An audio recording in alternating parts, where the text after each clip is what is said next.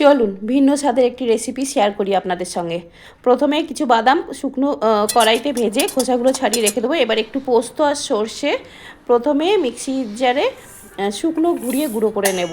তার মধ্যে ওই শুকনো গুঁড়ো করে নেওয়ার পরে তারপরে ওই খোসা ছাড়ানো বাদাম আর একটু লঙ্কা দিয়ে খুব ভালোভাবে একটা মিহি পেস্ট বানিয়ে রাখবো। একটু জল দিয়ে, এই যে একটু জল দিলাম, দিয়ে এবারে মিহি একটা পেস্ট বানিয়ে সাইডে সরিয়ে রাখবো। মশলা হয়ে গেল, রান্নার আসল মশলা। এবার কড়াইতে তেল দিয়ে আমি ভেন্ডিগুলোকে ধুয়ে কেটে নিয়েছি। ভেন্ডিগুলোকে খুব ভালোভাবে ভেজে নিতে হবে, কিছু না দিয়ে, নুন হলুদ কিছুই দিইনি, শুধুই ভেন্ডিগুলোকে একটু ভেজে নিচ্ছি, ভেজে নামিয়ে নিলাম। এবার ওই কড়াইয়ে আরেকটু তেল দিয়ে, এতে অনেকটা তেল লাগে, আমি খুব কম তেলে করছি, কম তেলেও ভালোই হয়, অনবরত নাড়তে হয়, খুব কম তেলে। পেঁয়াজটা দিয়ে প্রথমে কালো জিরে তারপরে পেঁয়াজ দিয়ে ভেজে নিচ্ছি খুব ভালোভাবে।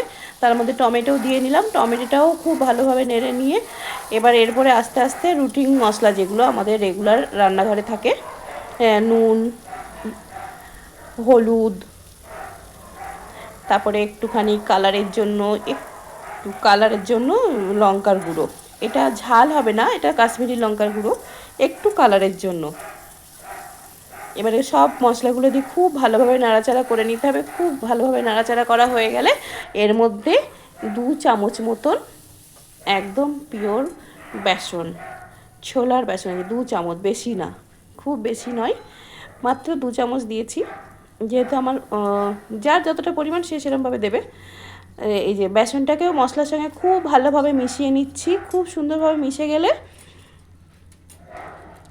মশলার তো আসল টেস্ট, যত মিক্স করা যাবে ততই তার টেস্ট দ্বিগুণ হয়ে যায় আর কি। এই যে বেসনটাকে দিয়েও খুব ভালোভাবে মিশিয়ে নিয়ে এবারে ওই মিক্সিতে যে মশলাটা বেটে রাখলাম, এবারে ওই মশলাটা এর মধ্যে চলে যাবে। এই যে খুব সুন্দরভাবে মিশে গেছে। এবারে মিক্সির বাটির আগে থেকে পেস্ট করে রাখা মশলাটা দিয়ে দেবো। সর্ষে, পোস্ত, বাদাম আর লঙ্কা পেস্ট দিয়ে এটাকে দিয়েও খুব ভালোভাবে নাড়াচাড়া করে নেবো। এই যে পোস্ত, সর্ষে আর বাদাম বাটা দিয়ে এটা দিয়েও একটু নাড়াচাড়া করে নেব। মিক্সির বাটিতে অনেকটা লেগে আছে, সেটার মধ্যে একটু জল দিয়ে খুব ভালোভাবে ধুয়ে ওই মিক্সির বাটি ধোয়া জলটাও এর মধ্যে দিয়ে দেবো। সব মশলাগুলোই কিন্তু অনবরত নাড়ছে, খুব কম তেলে করছি বলে আমার কড়াইতে লেগে যাচ্ছে।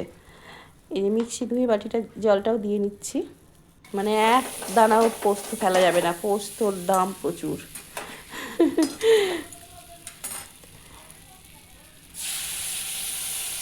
মিক্সি ধোয়া বাটিটাতেই কি সুন্দর কালার জল এসছে। এবার আবার একটু ভালো করে নাড়াচাড়া করে নিতে হবে। এতে আরও একটু তেল দিলে ভালো হয়, কিন্তু আমি খুব কম তেলে করেছি, তবুও টেস্টের এক বিন্দু টেস্ট কমেনি, ভীষণ টেস্টি হয়েছিল। আর একদম শর্টকাট রান্না, গরমের জন্য তো ভীষণ মানে উপাদেয় একটা পুষ্টিকর খাবার বলা যেতে পারে। গরমকালে তো বেশি রান্না করতে ভালো লাগে না, এই ধরনের ছিমছাম রান্নাঘরের একদম ঝঞ্ঝাট মুক্তি। আর এইগুলো দিয়ে অনেকটা ভাত খাওয়াও হয়ে যায়, বেশি রান্না না করে এই ধরনের কিছু টেস্টি খাবার করতে পারলে গরমকালে অনেকটাই রান্নাঘর থেকে মুক্তি পাওয়া যায়। মশলাটা খুব ভালোভাবে কষিয়ে নিয়ে এই যে লাস্টে একদম ভেন্ডিগুলোকে দিয়ে আর একটু জল দিয়ে একদম ফুটতে দেব। ফুটে একদম সাইড থেকে, মানে তেল দিইনি তবুও সাইড থেকে বেশ নরম নরম হয়ে তেলগুলো বেরিয়ে আসবে, এতটাই ভালোভাবে কষানো হয়েছে। কষানোর ওপরেই টেস্ট রান্নায়। একদম রেডি হয়ে গেছে তরকারি, একদম গরমের জন্য উপাদেয় একটি পুষ্টিকর খাবার, ঝঞ্ঝাট মুক্তি। হয়ে গেছে কমপ্লিট, এবার রেডি টু সার্ভ। এর সঙ্গে দেরাদুন রাইস হলে তো দুর্দান্ত। একটু বাঙালি মিষ্টি না দিলে ভালো লাগে না, একটু তো মিষ্টি দিতেই হয়, যারা মিষ্টি খাবে না মিষ্টি দেওয়ার কোনো দরকার নেই।